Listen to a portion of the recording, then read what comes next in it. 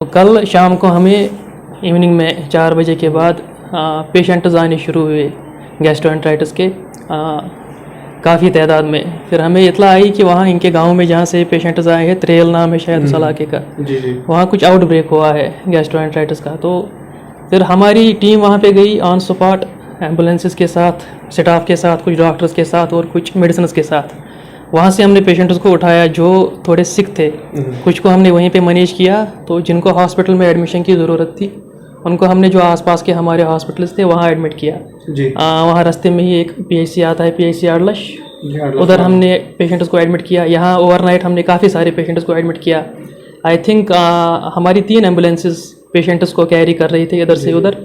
तो around 50 to 60 patients overnight यहाँ पे एडमिट थे, जिनको हमने यहाँ पे मैनेज किया। उनको डिहाइड्रेशन थी, उनको रिहाइड्रेट किया, बाकी सिम्टोमेटिक ट्रीटमेंट दिया। और वहाँ पे जो ऑन फील्ड हमारी टीम है वो वहाँ लोगों को समझा रही है कि आउटब्रेक कैसे हुआ, कौन से प्रिकॉशंस लेने हैं इसके बारे में। तो अभी भी this is on going right now. वहाँ पे टीम है हमारी और जो आसपास के हॉस्पिटल्स हैं वहाँ का जो स्टाफ है उनको स्ट्रेंथन किया गया है, एक्स्ट्रा डॉक्टर्स लाए गए हैं और जो मेडिसिन हैं वो वहाँ पे अवेलेबल रखे गए हैं। तो डॉक्टर साहब ये बताइए, यहाँ पे इस हवाले से आपके पास क्या कुछ इन्फॉर्मेशन है? अभी तक कितनी तादाद हो सकती है? इस टाइम नंबर्स बढ़ ही रहे हैं।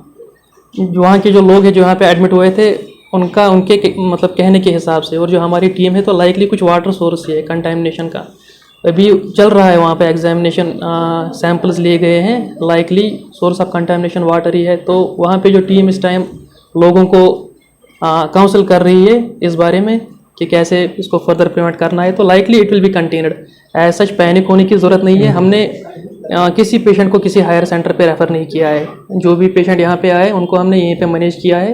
They have recovered and they have gone back home. तो पैनिक होने की ज़रूरत नहीं है। तो जो एडवाइजरी आ रही है हेल्थ डिपार्टमेंट की तरफ से वहाँ के पॉपुलेशन के लिए, तो उनको they should pay heed to that. किसी को भी किसी किस्म की परेशानी है they should contact the nearest health centre. इस टाइम तैनात है वहाँ फील्ड पे भी काफ़ी सारा स्टाफ है। और जो साहब क्या उनकी हालत अभी मुस्तकम बताई जा रही है? हाँ, ओवरऑल नंबर्स बढ़ रहे हैं, लेकिन जो पेशेंट्स है they are not that much sick. Dehydration है किसी को, उनको हम यहाँ पे रिहाइड्रेट कर रहे हैं, किसी को ओरली, किसी को इंट्रावेनसली। तो there is no need to panic, everything is under control as of now.